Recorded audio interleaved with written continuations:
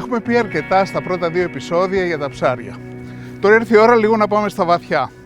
Να μπούμε στο θέμα του κόστους και να δούμε κυρίως το μεγάλο θέμα της βιωσιμότητας της αλληλείας. Για τον καταναλωτή, μια σημαντική διάκριση ανάμεσα στα ψάρια είναι βέβαια η τιμή. Το πρώτο που πρέπει να ξέρουμε είναι ότι δεν έχει τόση σημασία αν θα πάρουμε ακριβό ή φθηνό ψάρι.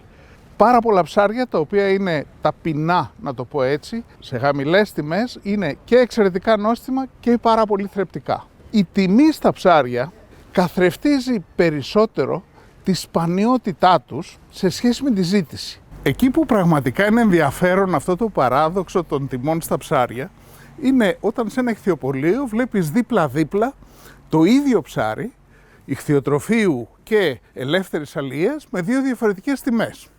Πάμε να το δούμε.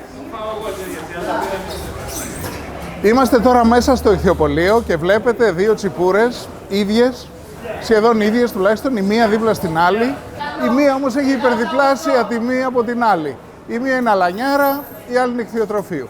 Αυτό που πρέπει να συνειδητοποιήσουμε είναι ότι η διαφορά ανάμεσα σε αυτές τις τιμές δεν οφείλεται σε κάποια ποιοτική υπεροχή ή σε κάποια γευστική ή διατροφική αξία. Κυρίως καθρεφτίζει κάτι άλλο. Καθρεφτίζει το γεγονός ότι αύριο στο ιχθυοτροφείο θα υπάρχει η ίδια ποσότητα όσο θέλουμε από την τσιπούρα αυτή και θα μπορούν να την αλλιεύσει. Ενώ ο ψαράς δεν ξέρουμε αν αύριο θα βγει λόγω καιρού, δεν ξέρουμε αν θα καταφέρει να πιάσει την τσιπούρα και κατά συνέπεια η τιμή κυρίως καθρεφτίζει τη σπανιότητα και τη δυσκολία του να αλλιευτεί η αλανιάρα σε σχέση με αυτή του ιχθυοτροφείου που είναι απλά εύκολη. Έτσι οδηγούμαστε στο τεράστιο θέμα της βιωσιμότητας της αλληλείας. Όποιον ψαράκι αν ρωτήσετε, ξέρετε τι θα σας πει, κάθε πέρυσι και καλύτερα. Στους πάγκους, στις αγορές βλέπουμε ψάρια, αλλά αυτό δεν σημαίνει ότι αλλιεύονται απαραίτητα στην Ελλάδα. Είναι πάρα πολλά, είναι εισαγωγές, έτσι. Υπόψη ότι τα ψάρια που προέρχονται από τη Μεσόγειο, που βέβαια ανήκει η Ελλάδα, έχουν τον κωδικό FAO 37.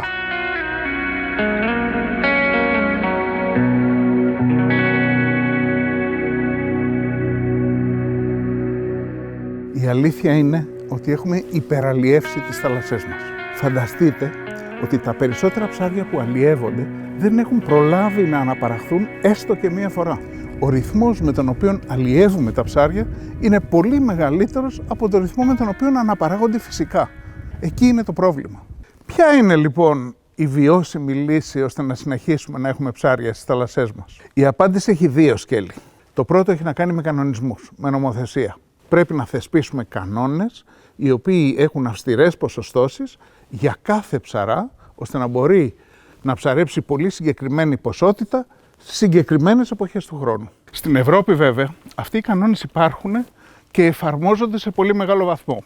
Δεν είναι ότι δεν υπάρχουν και καταστρατηγήσεις από μεμονωμένους ψαράδες, είτε στην ποσότητα είτε στα μέσα που χρησιμοποιούν, αλλά είναι μάλλον λεπτομέρεια στο σύνολο της Ευρώπης. Σε γενικές γραμμές στην Ευρώπη είμαστε εντάξει.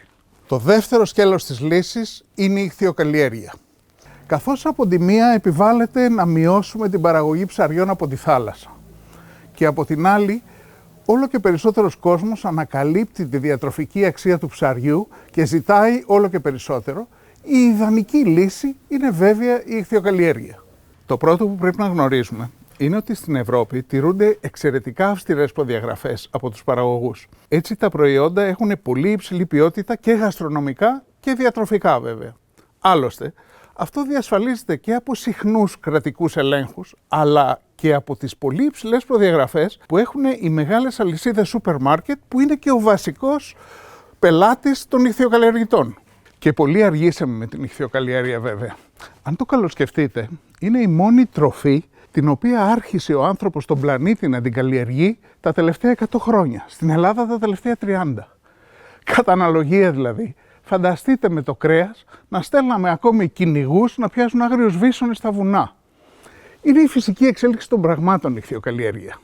Καλό είναι να συνειδητοποιήσουμε ότι η ιχθυοκαλλιέργεια στην Ελλάδα είναι σε πολύ υψηλό επίπεδο. 80% της παραγωγής μας πηγαίνει στο εξωτερικό και αυτό, όπως καταλαβαίνετε, λέει πολλά για την ποιότητα της παραγωγής μας. Μάλιστα, η ελληνική οργάνωση παραγωγών υδατοκαλλιέργειας με 80% περίπου της ελληνικής παραγωγής έχει θέσει αυστηρότερους κανόνες και πρότυπα από ό,τι η ίδια η Ευρωπαϊκή Ένωση.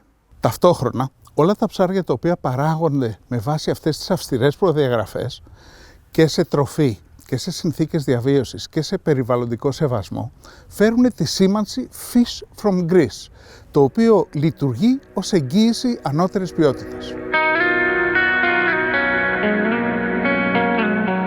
Στο επόμενο επεισόδιο θα μπούμε σε βάθος στην ελληνική ιχθυοκαλλιέργεια, γιατί είναι σε όφελός μας να καταναλώνουμε ψάρια τα οποία παράγονται με αυτόν τον τρόπο 2 φορές την εβδομάδα, θυμίζω, και διατροφικά και οικονομικά μας συμφέρει.